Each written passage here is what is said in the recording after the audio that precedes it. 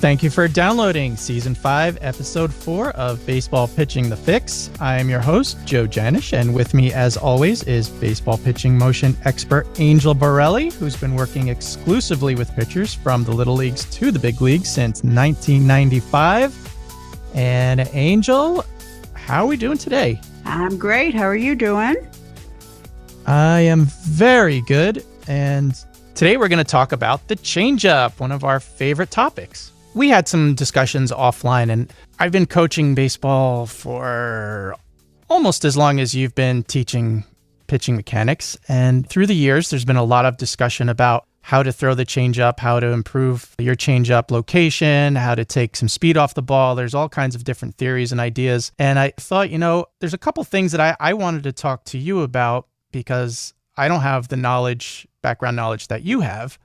And maybe you can cast some light on some things that I had heard over the years and some things that I've seen done by coaches and pitchers over the years.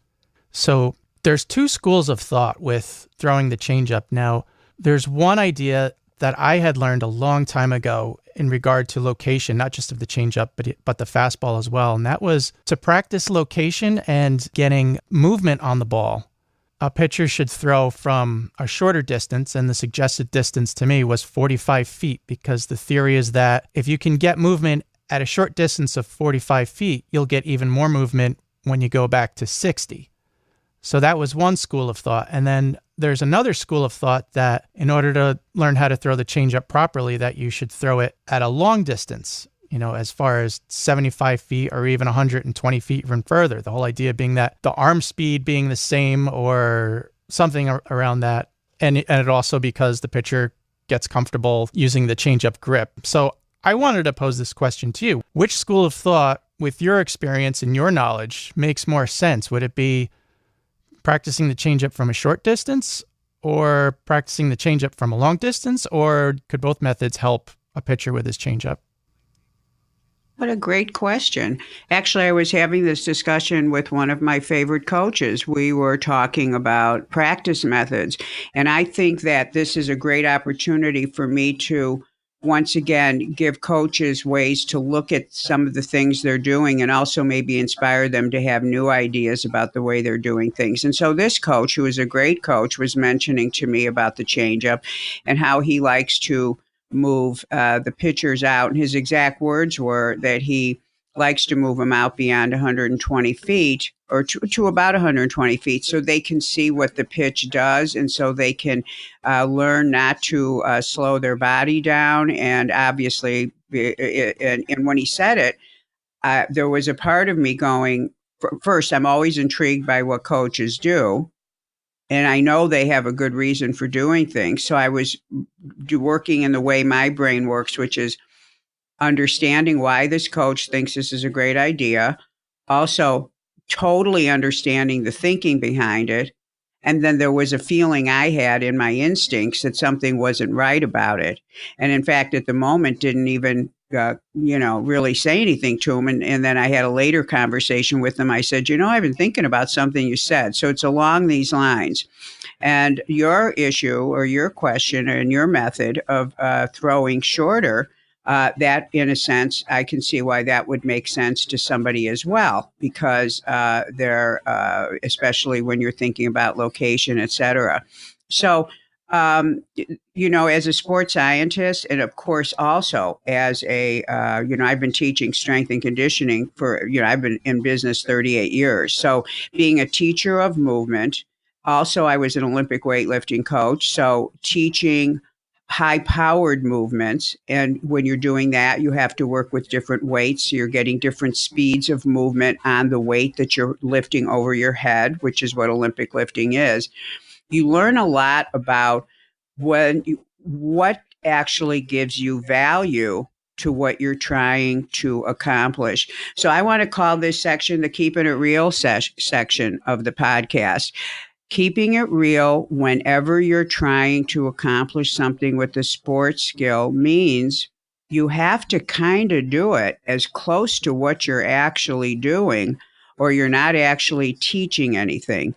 You can depart from the circumstance. For example, we know he's got to throw 60 feet 6 inches. We know he's got to, locate it. He's got to do this. He's got to do that. So anytime you pull away from that, whether it be that you, like with some of my drills, I have them not have a glove arm, or they have them do something with one leg or whatever, you can do that, but you have to do it very quickly for just a moment in time. And then you have to get back to the real thing, because you are teaching a different skill. A skill has to have all the components of it for you to perfect it. You can break away from one part of it. So when this coach said, and let me address the longer distance first.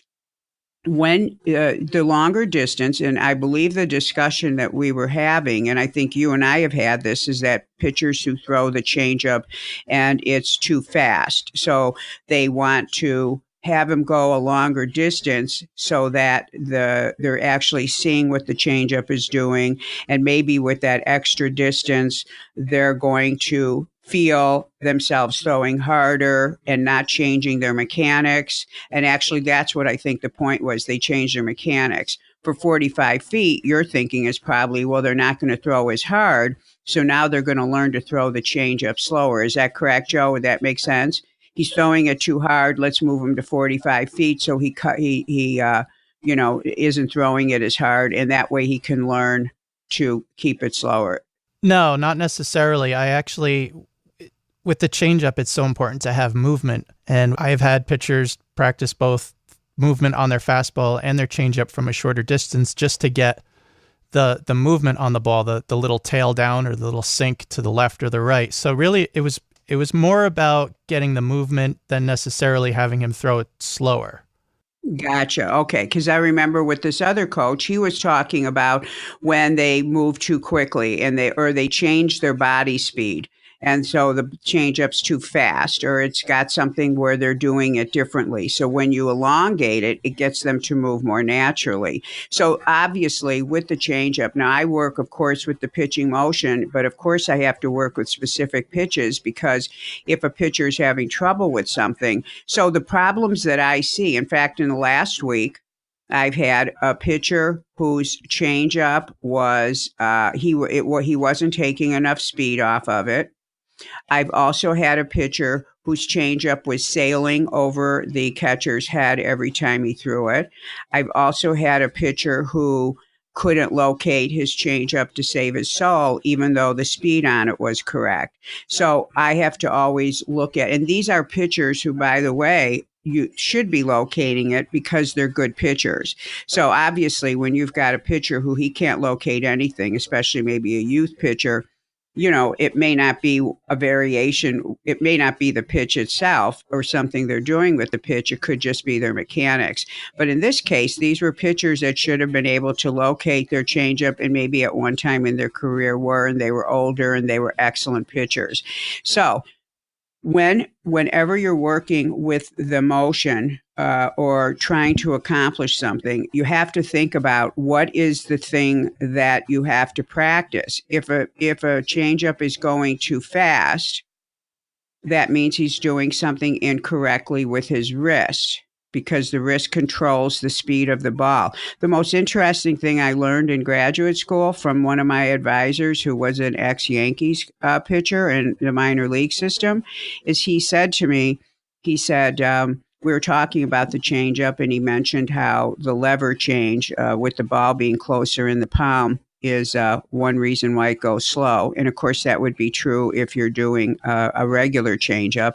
And the other thing that he gave me something to read, and I thought it was so intriguing to learn that the fingers don't impart any velocity to the ball, because obviously we're always talking about the fingers on the seams and the spin, blah, blah. So you would maybe just kind of think, oh, the fingers are involved in the velocity. They're really not. The pressure and where they're at and what you guys do with all those special things you do with your fingers, and you're putting them in certain places on the seams and the position of the ball, that's actually affecting the looseness or the tightness of the wrist. And the looseness or tightness of the wrist is actually the issue when you're having somebody who is not throwing it with the correct speed. And also, Joe, it would address directly the issue of location, because the way that the finger is putting pressure and the way that the wrist is thereby transmitting force, it's also transmitting trajectory.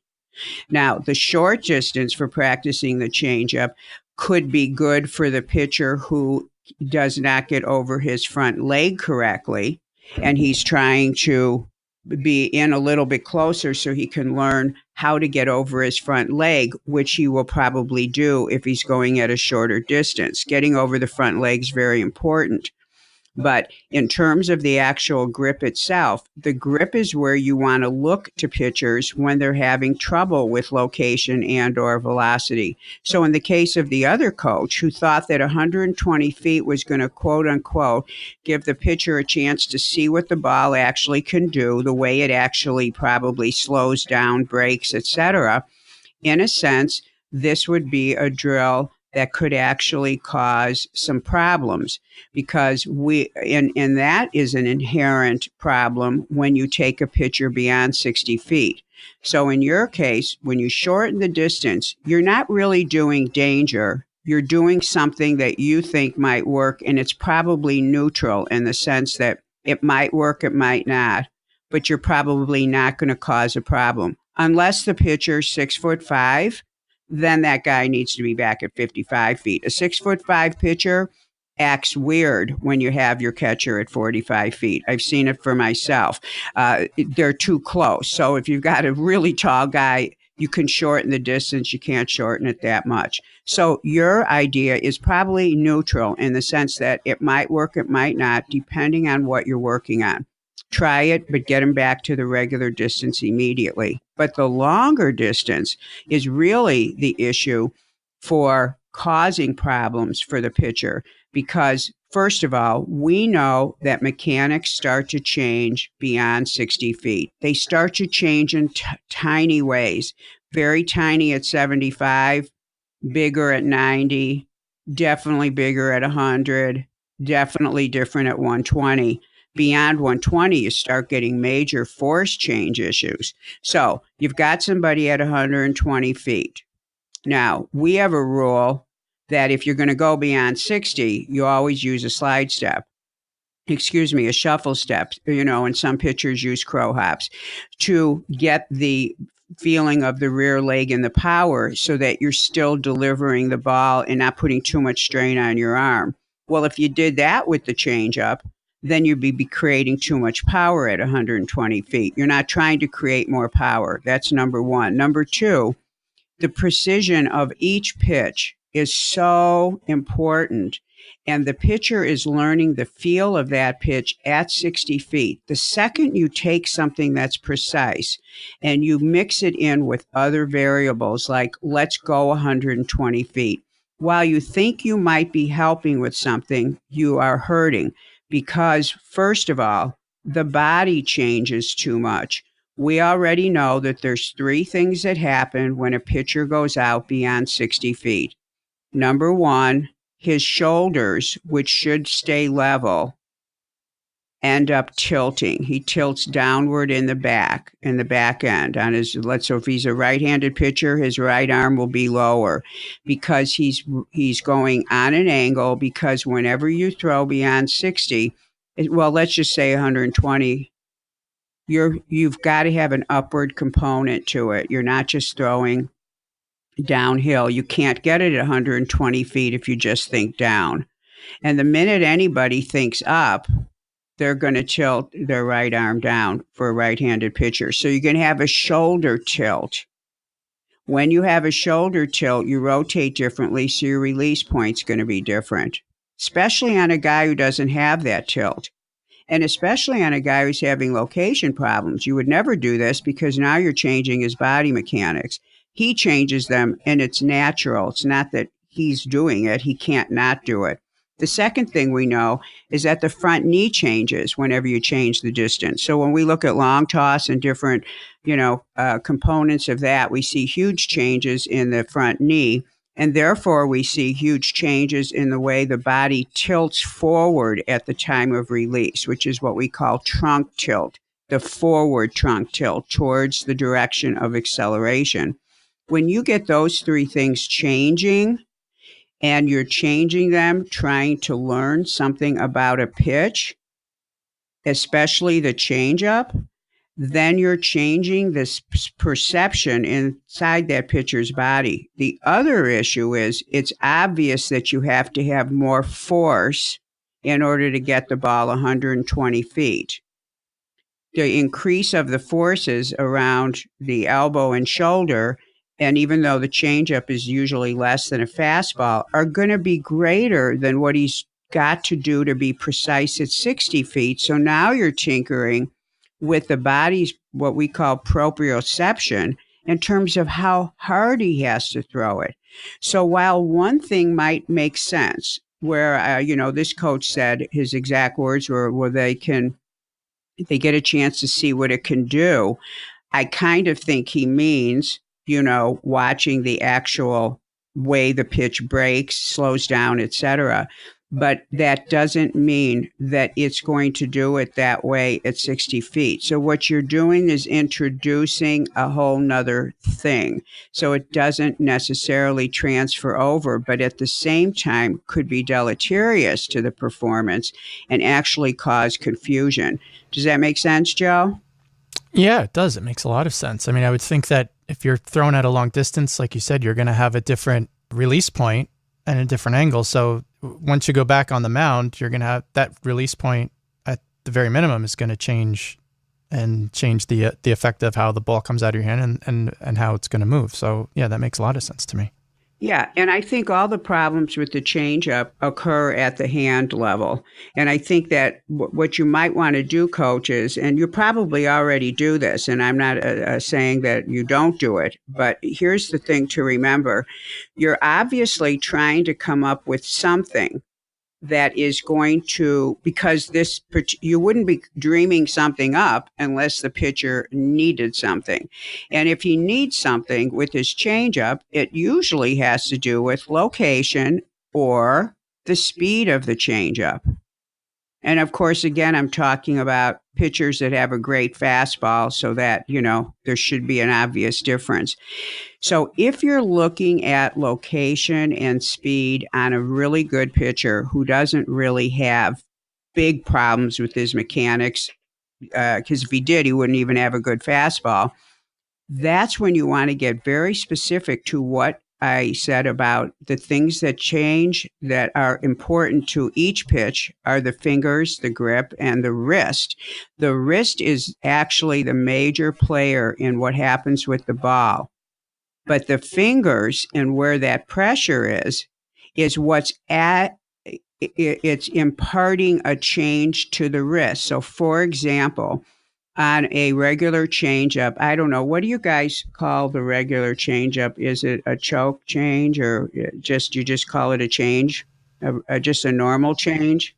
Yeah, there's a couple different grips. There's an OK change. There's a circle change, which is basically the same thing as an OK change. I like to teach the pitchfork change, which is the three fingers on top of the ball. And there's palm ball. I mean, but generally, most pitchers seem to use the circle change. Okay, so the first pitch I want to talk about is not the circle change. It's because a lot of my pitchers, the grip looks like a four-seam grip. I think it's called a choke change. And the tips are off the ball. And the pressure is on the first knuckle. Okay. And the thumb is on, okay? So you still have the four-seam grip, the two fingers that are used and the thumb's under it. But the fingertips of the thumb and the ball and the fingers are off the ball because the ball is placed way back into the palm. So you couldn't even get a finger. If you went from the thumb side and tried to get a finger in it, you couldn't get your finger in it. The ball is placed back. It changes the lever. This is the pitch my advisor was telling me about. And the fingertips are actually off the ball. They're not digging down onto the seam. And the pressure is actually on the first knuckle. Now, because that sounds like the palm ball. Yeah, okay. And now, because you've got pressure on that index finger, from the knuckle, not the tip, you're getting serious pressure in the wrist. And the wrist is it's in a more extended, hyperextended position, and it's a little bit stiffer.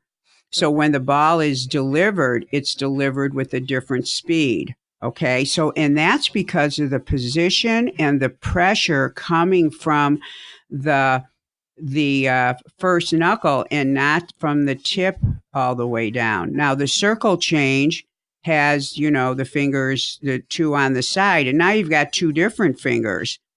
And those tips are actually on the ball. So now you've got a whole different action going on at the wrist. So always check to be sure that the fingertips are either on or off. And if they're off, then you have to put the pressure down in the right knuckle. I mean, you really need coaches to look carefully at the way they're placing everything. And one thing I can tell you is, and I want to remind everybody when I talk about these things, I'm going to always do this disclaimer. I'm not talking as a pitching coach. Put it here, you get more movement. I'm talking as a kinesiologist, explaining how when you activate certain joints, it activates certain muscles. This is kinesiology. So when I see a pitcher release a ball and my eye goes to his thumb, it's going there because let's say I don't usually see a thumb there. I haven't even maybe been thinking about a thumb, and I don't even know where the thumb maybe should be, but I know that on this pitcher, for some reason, his baby finger or his thumb, it just is sort of sticking out. And so I go and say, show me your grip. And when I look, I'm not looking at the grip the way you guys might, which is where is it in relationship to seams? Is he holding it correctly? I'm looking at, is it doing something weird to the wrist? And because when you have your thumb involved on grabbing anything, and anybody who's ever had a thumb injury knows this, it changes the way the wrist works. And everything in pitching is about the wrist at the very end of the motion. I don't care how good your mechanics are. If your wrist mechanics are off, that will be a problem. And by the way, it is the reason why pitchers get the quote unquote yips, that name that's been given to that. That's a finger wrist issue. That's how it starts out. Something's going on that level in most cases, and then it becomes like this huge other problem. But always when you find yourself trying to search for a teaching method to solve a problem with specifically the changeup, and its location or speed, always go to the fingers and to the grip, so that you can be sure that he's allowing the wrist to do what it does, because that in the end is what changes the speed of the ball. And and that's something that I find very important to remind pitchers of. They don't have to slow down the pitch. The position of the ball in the hand and the position of the fingers changes the way the pitch is. And when pitchers hear that, even though they kind of know it, that in itself can help them realize that they've got to keep their mechanics the same. And I think that's something that gets forgotten a lot. Okay, so looking at it from a kinesiologist's point of view, is there a significant difference between the changeup grip that you described, which it sounds to me like the palm ball or choke change is another way to call it, versus the circle change versus the pitchfork? Do all three grips essentially create the same wrist action or inaction that we want, or is one a little better than the other? Well, I think, I did research on the changeup, on the pitches. I had to do general research when I was writing my book on strength training, the fingers and the wrist. And what I remember reading is that each grip does something different with the ball in terms of the way it breaks, the kind of speed it has. And what was interesting that I thought is there was a lot of commentary on how hard some pitches are to learn. And so I think that, yes, from a baseball coach's point of view, I am certain that there are many reasons why they would say one pitch is better for another. But from a kinesiological standpoint, when you have different fingers involved, and different pressure in where so you have different fingers involved, the finger placement, you have different pressure placement, and both of those things create a different action at the wrist and at the forearm. So not so much in the forearm in the sense of rotation, because there is not rotation, but in the sense of tightness through the muscles of the wrist, which go up into the forearm. And all of those things are going to change the way the ball breaks or moves. But here's the real thing, is that the reason why I believe pitches probably were designed, other than the way that they affect the spin, is your hand size has tons to do with what you're going to be good at throwing. So what you just said to me with all those change-ups, and I don't know much about the third change-up you mentioned, but I can tell you this, that if a pitcher, and especially when I was working with youth pitchers, I would see very strange things happening coming out of the glove. And you'd have the 10-year-old who could hardly hold the ball. And then you have another kid with long fingers, or you have someone trying to have a split change, or throw a split fastball and their fingers are just too small. Most of the time it has to do with comfort. I mean, you have to find the pitch that you're comfortable with and the pitch that the hand fits around. So as a kinesiologist, it's just like when I'm looking at mechanics of a pitcher who has shorter legs and a long upper body versus longer legs and a shorter upper body. The way he strides and the way he rotates and the way he gets over his front leg is going to be completely different, but the principles stay the same, but it's going to be completely different. So you can't ignore the anatomy of the pitcher. And then from that, you then get the grip or the style that you as the coach, like if you love a certain way a pitch breaks and it breaks that way because of the style of changeup it is, absolutely go with that. You're the coach. That's what you're supposed to be teaching. But his anatomy has to accommodate that as well. And one isn't going to be worse for the anatomy or the other. And you know that I'm a fan of it's all good as long as you take care of your body if you do it, and as long as you strengthen the things you need to be able to do it well. Okay, that makes a lot of sense. Now, another thing that I've heard from different pitching coaches, with both the changeup and the fastball, actually, there are different spots where we might move the thumb either up or down along the side of the ball. I had heard from at least a couple different coaches that if the placement of the thumb was too far up on the side of the ball as opposed to below the ball, that it could cause a problem with the elbow. Does that make sense to you at all, or doesn't make any sense to you? Well, what makes sense to me is if you have just a pronated grip and you move the thumb upward, you're going to get rotation in the forearm. And if you're trying to resist so if you just right now put your hand out like you're grabbing a ball, and then you take just your thumb up and move it, you're going to notice your forearm rotates a little bit to the outside. You're starting to get supination, which is what you do when you throw a curveball. But we're just doing this from a palm down grip. So you start to change the way your wrist is behind the ball. The finger placement does that. Now the pitcher, his job is to direct that ball to the plate, and he does not want that movement. So he's not saying to himself, oh, I have my thumb here. My forearm's trying to rotate. I'm not going to let it because I won't be behind the ball. He's not saying any of that. But because his job is to be behind the ball, what he's doing is his body is resisting a motion outward so he can stay more behind the ball, and that's what will strain the forearm. In other words, he is not positioning his fingers correctly to allow there's that word again, the wrist to be in the right position. Do you get that? Yes, I do. Yes. So genius, whatever coach told you that. And here again, I say this, and I know you coaches know, I feel this way. You guys are geniuses. You know things You don't know why, but you kind of know it.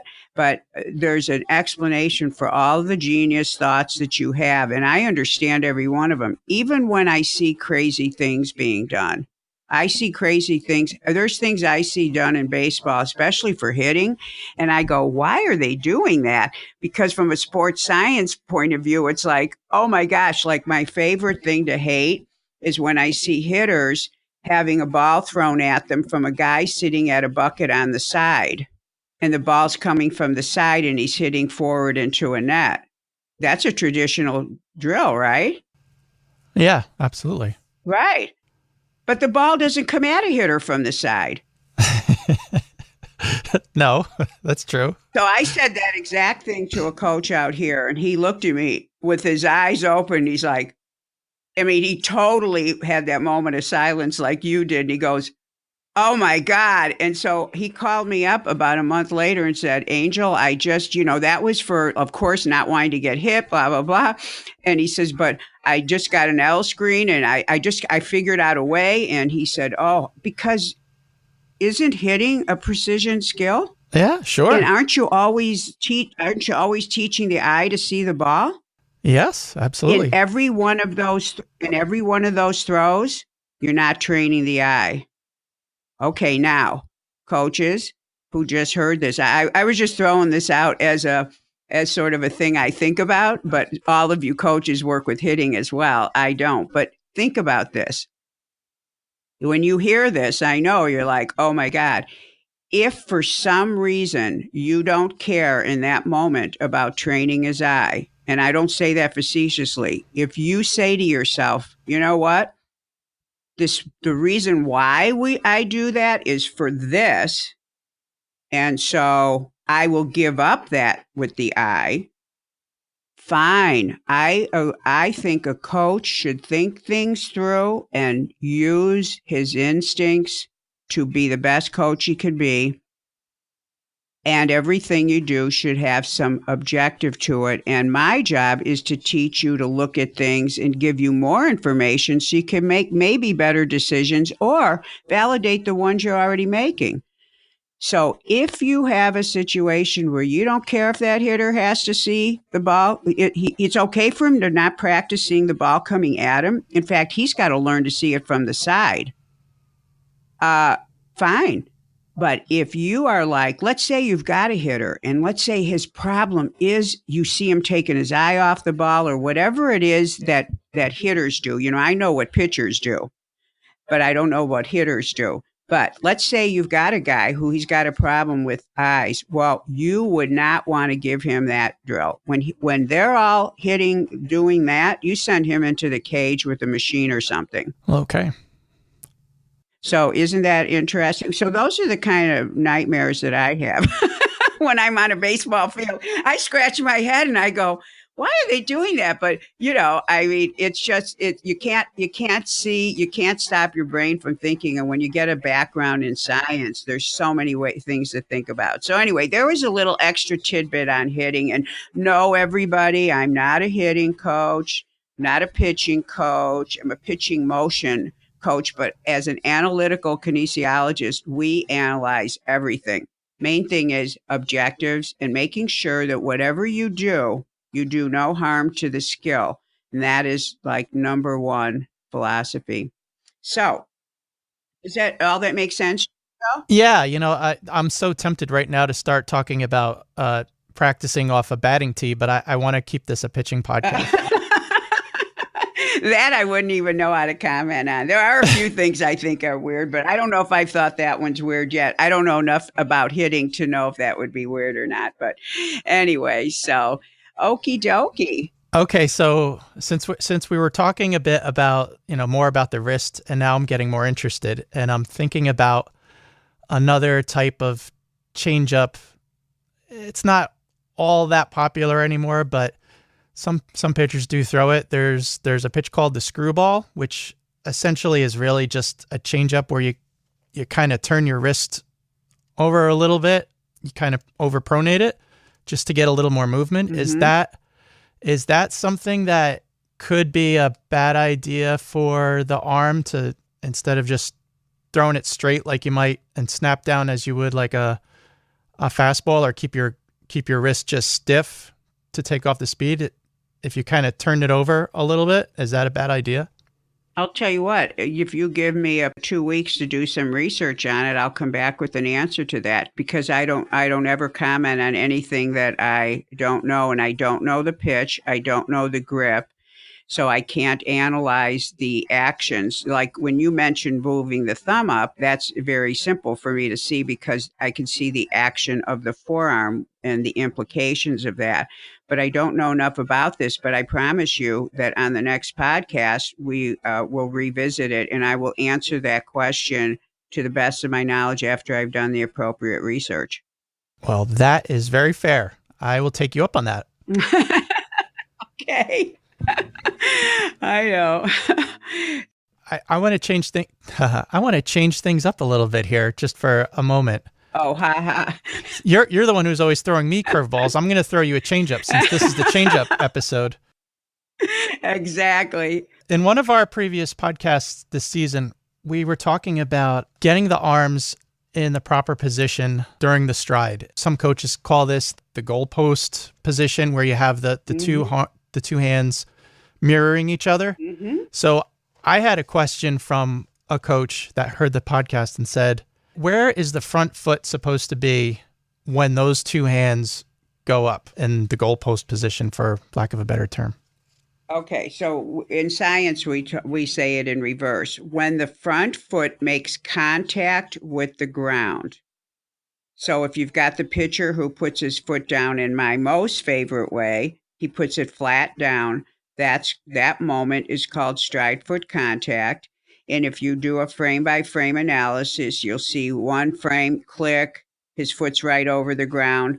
Next frame, click, his foot's on the ground. That's when you stop. You stop right there, and then you look over at his arm. And that is where the arm has to be in that, what I guess in baseball you would call the early cocking position, where the shoulder itself is the arm is up at shoulder height, and your forearm is at that specific angle that we like. All right. Okay, so it's the arm's there when the foot touches ground. Now, here's the deal, guys. You've got to be an expert at knowing when that foot touches the ground. Okay, you've got to have film to be able to do that, or you will not see it.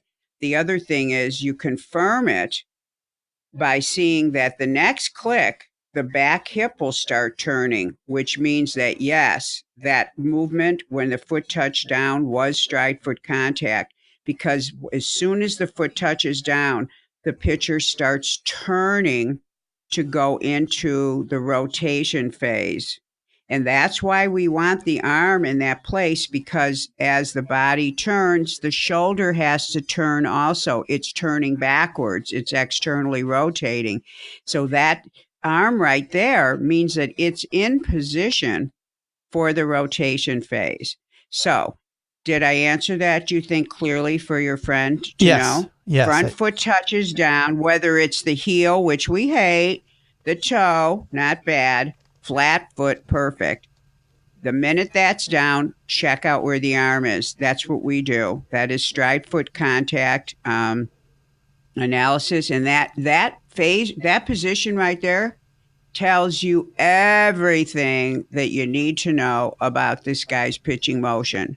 What's on time, what isn't, and what is going to happen in the rest. That's a very important part of the pitching motion to have down. All right. And then I'm very happy that we covered it and that you explained it in full, because if it's that important, then we need to keep an eye on that. All right. Thank you. And I love that the coach was confused and called and asked you. And coaches, you always can do that. I know there's many of you that do, but I don't want anybody running around out there confused. My job is to help you look at things in different ways. All right. Well, I think we have you warming up in the bullpen. And yes, it looks like it's time to bring in the closer for the 9th inning. So, Angel, what do we have on tap? Okay, here I am, number 42. I'm on the mound now. So, okay, and actually this is kind of a relationship to what we were just talking about. So I have a lot of really great pitchers that I work with. And when you have a pitcher that's really good, he's really big, he's throwing really well, but let's say for some reason his velocity is not getting to where you want it to get. There are many things you have to look at to see where is he losing his power. But there's one thing that I've seen, and it's very prevalent in pitchers. And so I want to mention it to everybody. So, as I just said, after the front foot lands, it makes contact, eventually gets flat, of course. The body starts rotating towards the plate, and it rotates, and then the pitcher ends up completely facing the plate, and then he accelerates the ball. Okay? And that's called the rotation phase. And we want rotation to happen the minute the foot lands, he turns, and then he throws. Well, ideally, we want that rotation to happen on a level plane. And what that means is if you put a plate down on the table and just spun it around, it would be spinning on a level plane because the table's flat, right? Right. We don't want tilting and things that happen during rotation because it changes the speed. It also will change the angle of the release, etc. So we want stride, turn, throw. Well, what happens is, and as they throw, they tilt forward. So let me say this again. We want you to stride. We want you to turn. Then we want you to go forward from your hip, your left hip if you're a right-handed hitter. Your trunk tilts forward as your arm comes forward to release the ball. Now, what happens with a lot of pitchers is their brain is working a little bit ahead, and they blend the tilting of the trunk forward with the rotation. So as they're turning, they're tilting too far forward. And because they're tilting forward as they're turning, they end up usually tilting their whole body. The right-handed pitcher, his head will go to the left. His release point will be high. And then when he goes to deliver the ball, because he's already tilted so far forward, he's got no weight of his body to go forward with the arm, and he ends up losing probably 3 miles an hour, maybe more. So when you are looking at a pitcher and you can't figure out what's he doing, why isn't he throwing harder? And I'm talking about the details that you want to look for in a good pitcher. Make sure that a pitcher does not start, and the way you'll know it is when he's in his max external rotation position. He's at getting ready to accelerate. He'll be so tilted forward that all you'll see is the arm come forward to deliver. The good pitcher is using his body and his arm. Remember, old school, keep the arm with the head. The head goes forward, the arm goes forward. Well, if your head's already forward, then you only can bring your arm forward. Now, Joe, did I say that in a way that you understand, or ask me any part of it to say in a different way for those who maybe didn't get it? Yeah, I think I have it in my head. Yeah. Okay. Probably if we had some pictures, it'd be easier, but we don't have any pictures on this podcast. Yeah. Remember that the arm's attached to the trunk. And when your arm goes forward to deliver the ball, you want the trunk going forward too, right? Right. So the trunk and arm are going together. And as that trunk goes forward, that's why the back leg comes up into follow through, because you've taken all your body weight, you're going forward. If you go forward as you're turning with your body, not your arm, but with your trunk, you not only get off alignment, you run out of body mass to have behind the ball. You're still going to maybe throw hard, but not as hard as you could. See, these are tricks. Pitchers come to me. It's not like, oh, I don't throw hard. I get really good pitchers. And it's cool because I have to find why aren't they throwing harder? And these details all suck up miles per hour, little tiny details like this. So stride, turn, tilt forward as you throw. All right. I'm Got it? thinking about it. Yeah, I'm thinking about it, and it sounds a lot like how we coaches also teach hitting. A lot of times we see hitters who will we call it leak forward. So like their upper body will kind of start leaning forward. Yes. When their foot comes down and so because you have your weight and everything forward, you can't really rotate your hips as well. So you're kind of like you lose a lot of power because you're kind of leaking forward. It's kind of the same idea, I think. Yes, you can't be, I'm assuming you would say you're not behind the ball correctly with the hitting. No, I know exactly what you're saying because hitting's interesting. You kind of have to keep your weight back and behind. And that's the same thing with pitching. You want to be behind and then put everything behind forward, and that's what you want to do. So I love that analogy because that is to me a guy baseball kind of thing. And so coaches will be able to make maybe a better connection. But yes, if they lean, if the pitcher's thinking, I got to go forward and I got to lean down the hill and I got to lean over my leg, that's all correct, but he's got to lean at the right time. And if you do it too soon, you run out of lean, you end up leaking's a great word. You end up leaking all your power. And then the only thing that's behind you is your arm and your trunk's already forward. So that is a perfect analogy. So thanks for that, Joe.